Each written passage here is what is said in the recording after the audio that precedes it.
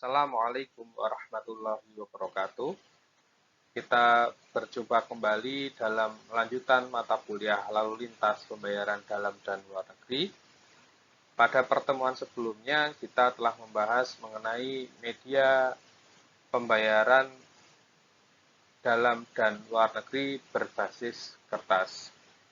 Untuk media pembayaran selanjutnya yang masih berbasis kertas, yaitu setelah kita membahas mengenai BG atau bilet giro dan cek sebagai media lalu lintas pembayaran berbasis kertas, untuk selanjutnya mungkin kita telah sering mendengar dengan adanya istilah wesel.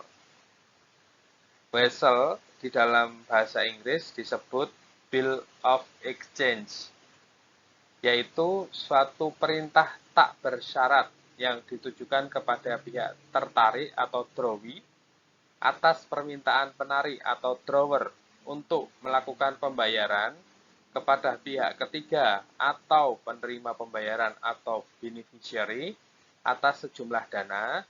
Pada surat tersebut ditunjukkan atau pada suatu waktu tertentu setelah surat tersebut diunjukkan.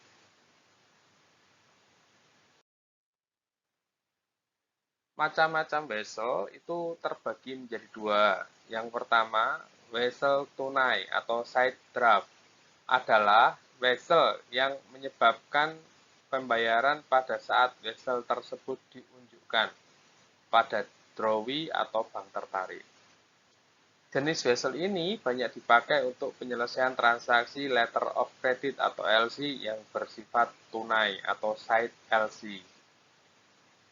Yang kedua, wesel berjangka, usance atau time draft atau long bill of exchange, yaitu wesel yang harus dilunasi setelah beberapa waktu diperlihatkan kepada drawee atau setelah tanggal yang disebut di dalam wesel.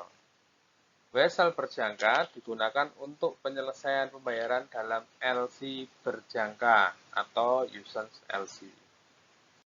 Di dalam wesel kita akan mengenal tiga pihak yang terlibat di dalam wesel tersebut, yaitu yang pertama adalah drawer, yaitu penarik atau penulis wesel.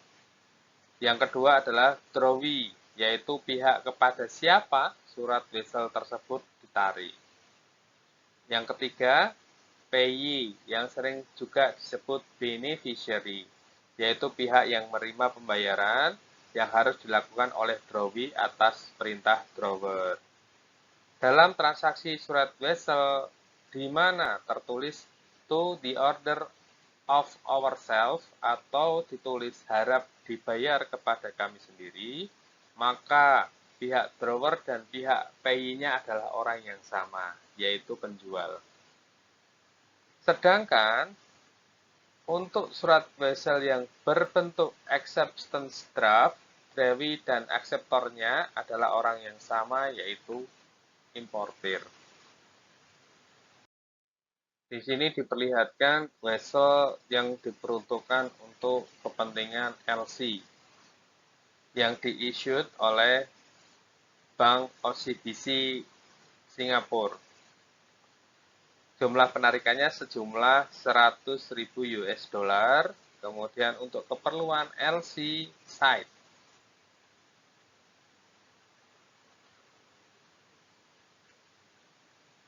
Untuk keperluan LC side atau tunai. Kemudian disuruh dibayarkan kepada PT Bank Rakyat Indonesia. Sejumlah, ini nominal ya, nominal huruf, yang di sini nominal angka. Kemudian for value received against shipment 1 lot furniture knockdown. Bank yang pengirimnya adalah PT OCBC Niaga Sentral Singapura. Penerimanya PT Anak Watan. Di sini kita akan melihat, memperhatikan perbedaan dari wesel, cek maupun BG. Yang pertama adalah cara pembayaran. Wesel, cara pembayarannya dengan tunai dan pemindah bukuan, begitu juga dengan cek. Untuk BG dengan pemindah bukuan. Kemudian yang kedua, hari pembayaran. Wesel dapat dibayarkan pada saat surat wesel tersebut diunjukkan, ataupun sesudah diunjukkan, ataupun sesudah tanggal tertentu, atau tanggal tertentu di kemudian hari. Untuk cek, pada saat diunjukkan. Kemudian untuk BG, tanggal tertentu di kemudian hari yang tercantum seperti di dalam surat BG tersebut. Kemudian penarik untuk wesel adalah nasabah bank, bisa juga bukan nasabah bank. Untuk cek dan BG, nasabah bank. Tertarik untuk wesel bank ataupun bukan bank, untuk cek dan BG yaitu bank. Kemudian endorsement untuk wesel maupun BG, keduanya bisa dilakukan endorsement. Untuk BG tidak bisa. Penggunaan materai untuk wesel, cek, dan BG di Indonesia merupakan keharusan. Kemudian dasar hukum untuk wesel dan cek didasarkan pada KUHD. Untuk cek ada penambahan surat edaran atau peraturan Bank Indonesia. Untuk BG diatur dalam peraturan Bank Indonesia. Kemudian media pembayaran berbasis kartu selanjutnya adalah traveler's check. Traveler's check adalah kertas berharga dalam pecahan tertentu yang diterbitkan oleh bank dan biasanya dipergunakan untuk perjalanan wisata. Traveler's check merupakan fasilitas atau jasa yang ditawarkan bank kepada mereka yang sering bepergian ke luar negeri atau keluar kota untuk berbagai keperluan dengan tujuan agar perjalanan mereka menjadi lebih mudah dan aman. Traveler checks dimaksudkan sebagai media pembayaran pengganti uang tunai yang dapat dibawa dalam perjalanan dengan lebih simpel dan aman. Traveler checks berkembang di beberapa negara sejak abad ke-19 sebagai media pembayaran pengganti uang.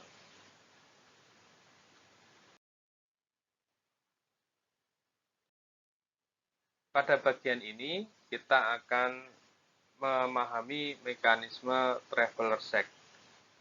Yang pertama, terdapat 5 pihak yang terlibat di dalam traveler check tersebut. Yang pertama adalah penerbit, yang kedua adalah agen penjual, yang ketiga adalah pembeli atau pemegang, yang keempat ada merchant, yang kelima adalah bank.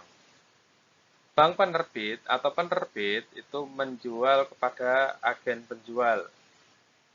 Kemudian pembeli atau pemegang itu membeli dari agen penjual.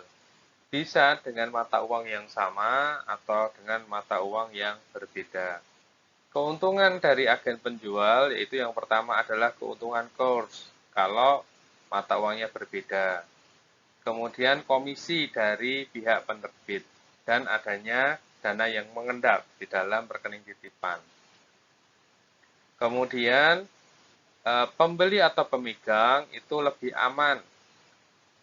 Jika traveler checks-nya hilang di dalam perjalanan luar negeri, itu bisa diganti. Jadi selama mengingat kodenya, kemudian ada bukti kehilangan, maka traveler check yang diterbitkan dapat dilakukan penggantian. Kemudian pemegang atau pembeli atau pemegang itu dapat membeli di merchant-merchant yang sudah bekerja sama dengan bank atau penerbit. Pembeli atau pemegang travel check membeli barang dagangannya atau membeli souvenir atau membeli barang-barang dagangan dari luar negeri, kemudian menyerahkan travel check-nya dari merchant kemudian ditukarkan kepada bank. Nah, di sini ada bank mendapatkan keuntungan dari pertukaran kursnya. Jadi katakanlah dari rupiah atau dolar Nah, itu ada kelebihan kurs atau biaya administrasi bank, maka bank mendapatkan keuntungan dari dua hal tersebut. Kemudian dari agen penjual menyampaikan kepada penerbit hasil yang berhasil dijual dari travel check-nya. Kemudian dari traveler check yang dicairkan oleh merchant, bank menagihkan kepada penerbit. Untuk selanjutnya, kita akan membahas para pihak yang terlibat dalam transaksi pembayaran menggunakan travel check tersebut di atas. Pihak yang pertama adalah penerbit. Siapakah yang menjadi penerbit dari traveler check tersebut? Yaitu bank-bank bertaraf internasional yang menerbitkan traveler check. Otomatis ketika bertaraf internasional berarti bank-bank tersebut mendapatkan kepercayaan baik secara lokal di negaranya maupun mendapatkan kepercayaan dari bank-bank di negara-negara yang lain. Bank bertaraf internasional tersebut antara lain yaitu Citibank, Bank of America, American Express Bank, Barclays Bank, Bank of Tokyo, dan lain-lain. Kemudian pihak yang terlibat di dalam travel check selanjutnya adalah agen penjual.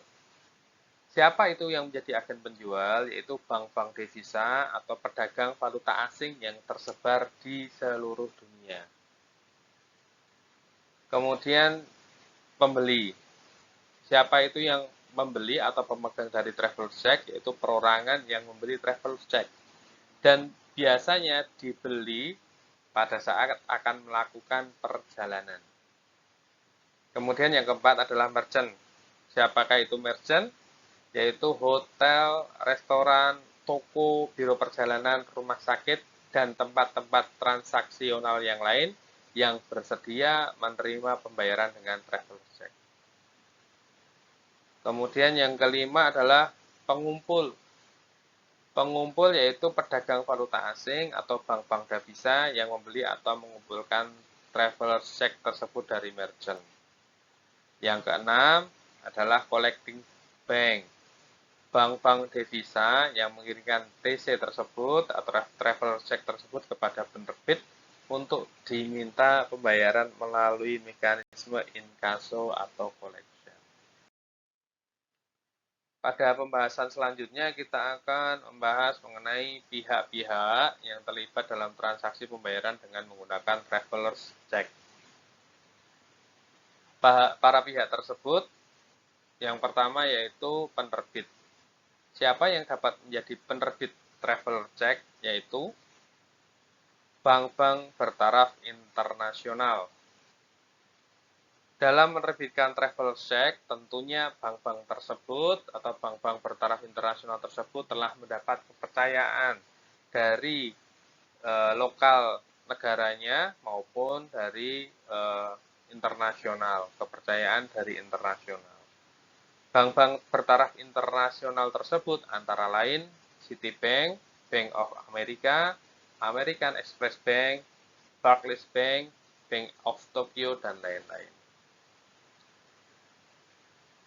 Pihak yang terlibat selanjutnya adalah agen penjual.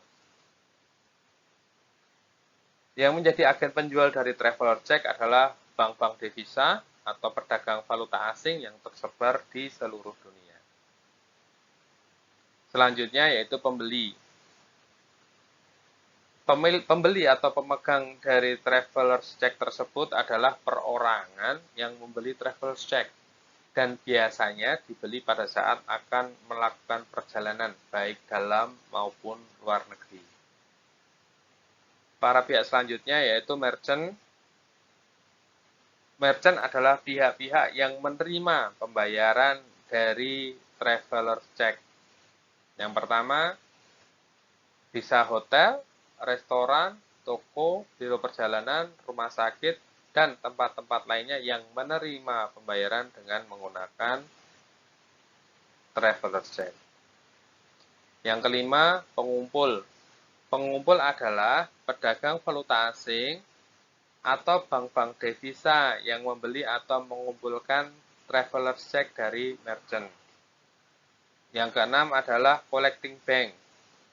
Bank-bank devisa yang mengirimkan traveler check tersebut kepada penerbit untuk dimintakan pembayaran melalui mekanisme inkaso atau collection. Jadi, traveler check tersebut dapat diterima di dalam maupun di luar negeri dengan melibatkan berbagai macam pihak. Terutama adanya fasilitas dari merchant-merchant yang bersedia menerima pembayaran dengan menggunakan traveler check tersebut. Demikian media pembayaran, lalu lintas pembayaran dengan menggunakan berbasis kertas atau menggunakan media berbasis kertas atau paper base. Terima kasih. Assalamualaikum warahmatullahi wabarakatuh.